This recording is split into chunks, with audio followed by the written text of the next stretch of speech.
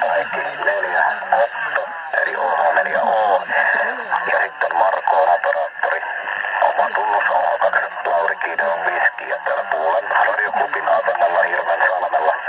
30 kilometriä Mikkelistä länteen ja 55 raporttia oli sieltä teidän peritioasemalta.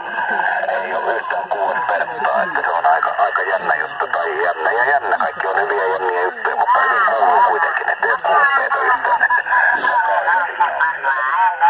Sieltä teiltä haastattelujen äärestä hyvin kuuluu. Ja säätilät täällä tosiaan plus puolella ollaan. Pari varmaan plussaa ja pilvipalloa.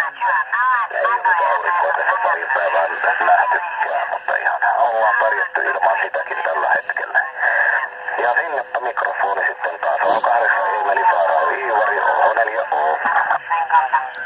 No niin joo, tosiaan niin kiitoksia, niin miepä tässä miepä laitan tämän tosiaan YouTubeen ihmeelliseen maailmaan, niin siinä näet sieltä, että minkälainen tää oli happeninki.